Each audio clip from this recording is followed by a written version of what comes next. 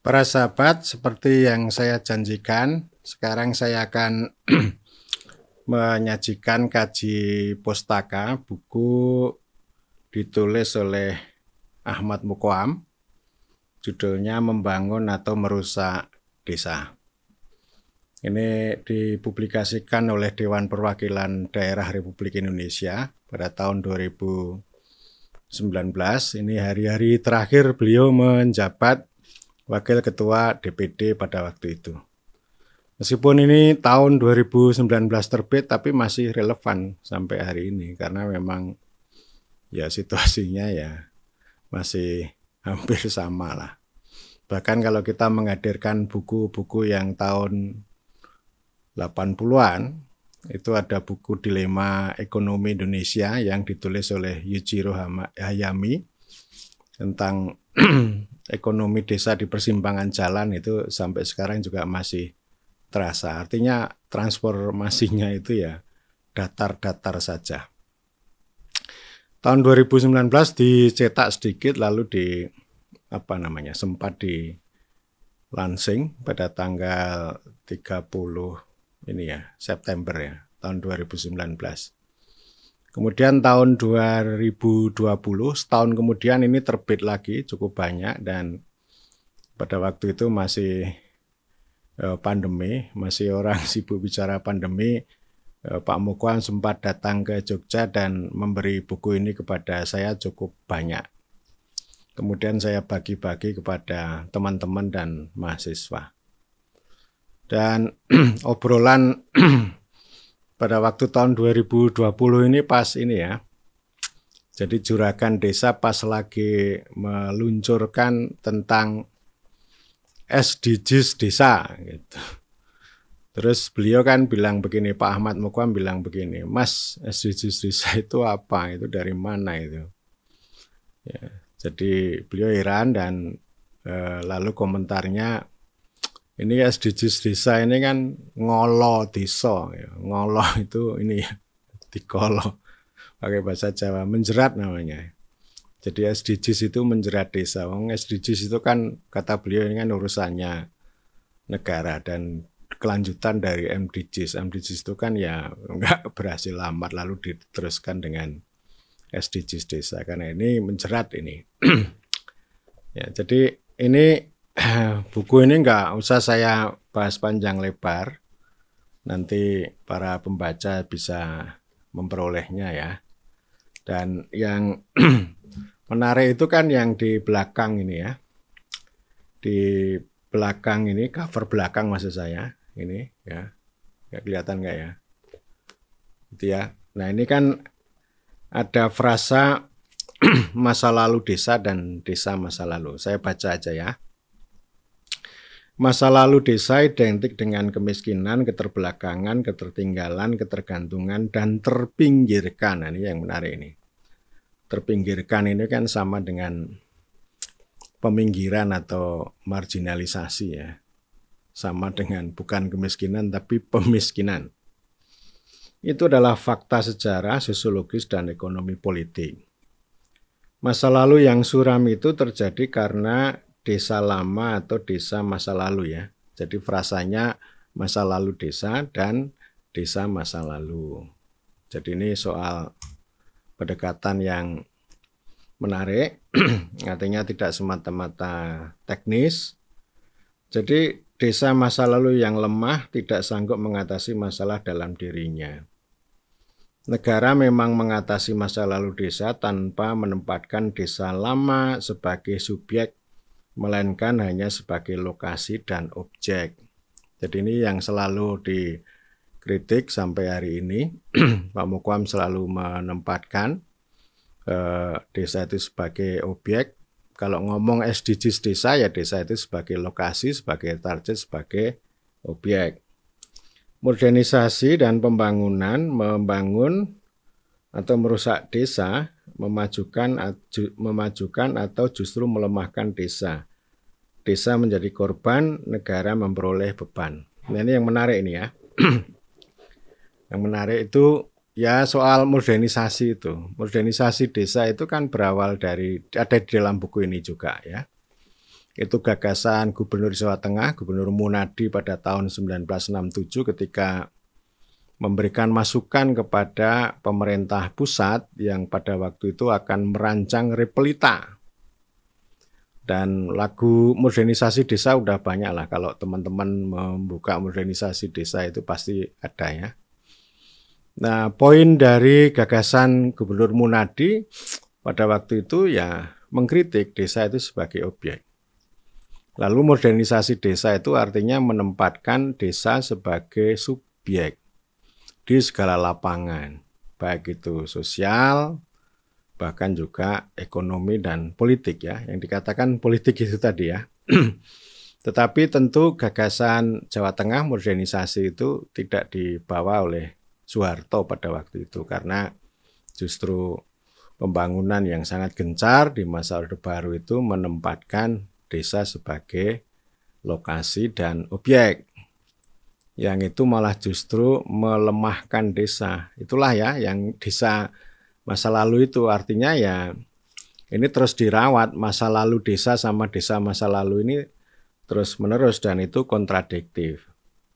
Dan kemudian ini di butir tadi, desa justru jadi korban atas tadi ya, objek tadi. Dan karena desa jadi korban lalu malah justru menjadi beban bagi negara.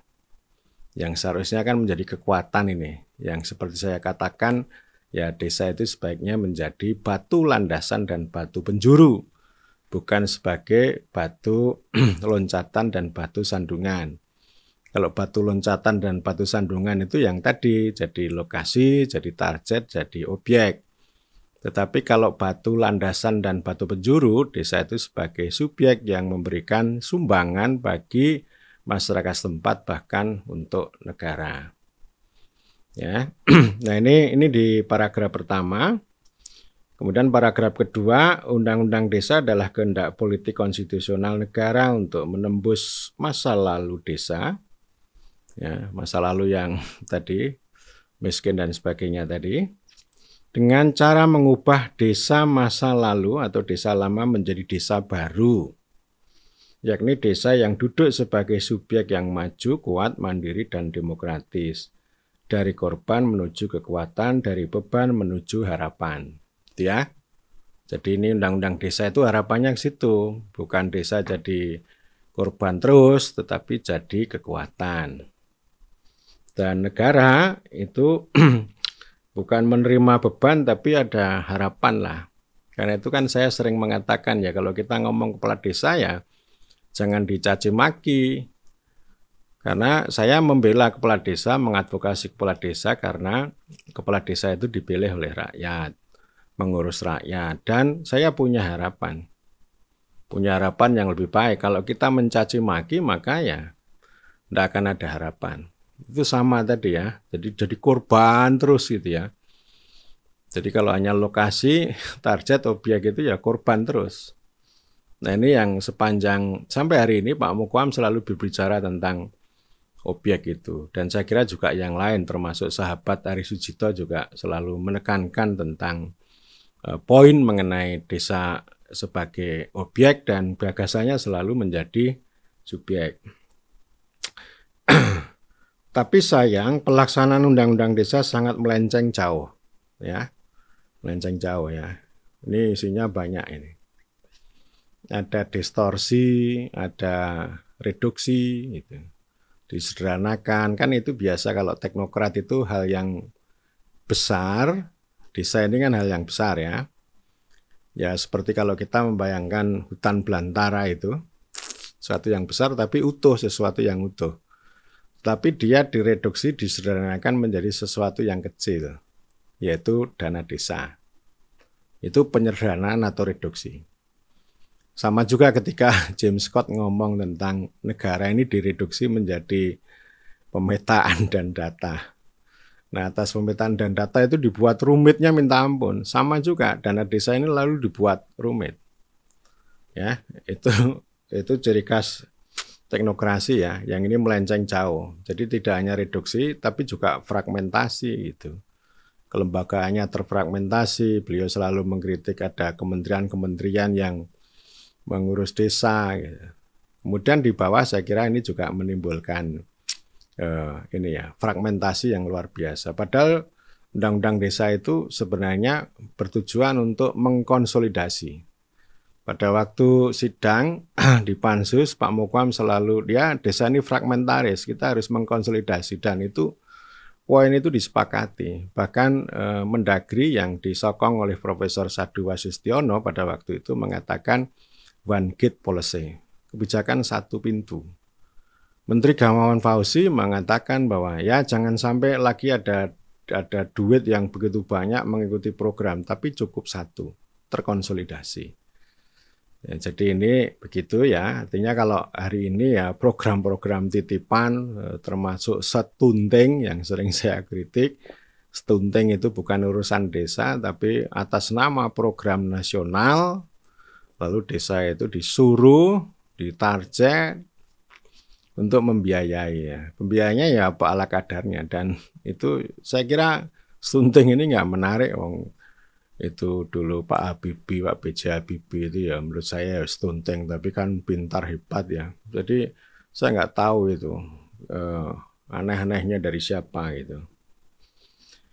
Birokratisasi menyebabkan reduksi undang-undang desa hanya menjadi pemerintahan desa, teknokratisasi mereduksi undang-undang desa hanya menjadi proyek dana desa.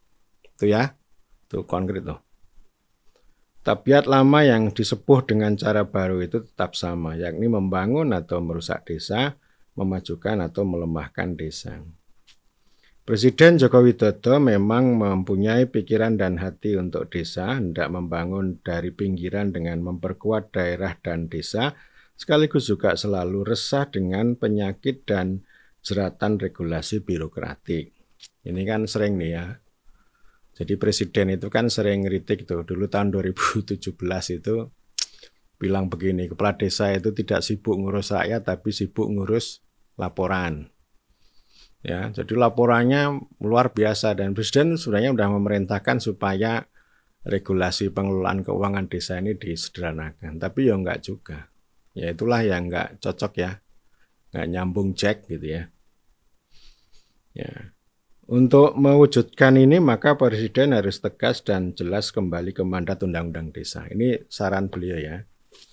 Tetapi kawan-kawan para sahabat yang mau saya katakan ini kan penghalusan ini.